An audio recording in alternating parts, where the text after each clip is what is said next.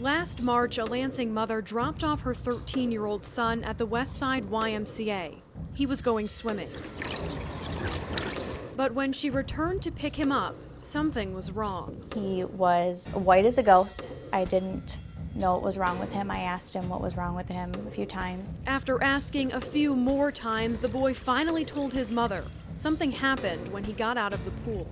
Came back into the locker room where there was a man across from him who was masturbating to him. That man was 33-year-old Donovan Hollingsworth, who had already been convicted of fourth-degree criminal sexual conduct in 2001.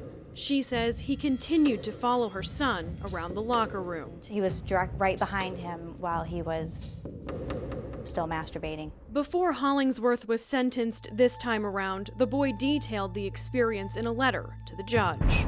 I felt afraid, ashamed, weird. I was shocked. I was scared. I was worried. I didn't think that it would ever happen to my kid. That's when she called the YMCA. I explained to him exactly in detail what happened in the locker room. She says she spoke with the facility's executive director. He told me it was my call, but he had to warn me that if I did take it further, that I would be putting him through a lot of stress and trauma. But Tony Fergale, the president of the YMCA of Lansing, says his organization quickly cooperated with police. Our staff is trained to be aware, to notice things, and to report immediately any incidents that takes place with any member, especially with children. But Fergale admits the YMCA isn't checking to see if any of its patrons are in fact sex offenders. Well, the YMCA is an organization that's a public organization that is accessible to all. We do not personally screen every individual that comes through the YMCA, but take the basic information. But the young boy's parents say that's the problem. They want to see the organization ask applicants if they've been convicted of a sex crime. And if the answer is yes, they want the YMCA to turn them away. I think they know how to pick and choose which ones actually should be there. If you're a registered sex offender, you should not be in a facility where there are children running. If somebody don't want to be screened, they are always welcomed at Fitness USA. It's all males one day, all females the next day. No minors are allowed there. That's something that could be considered.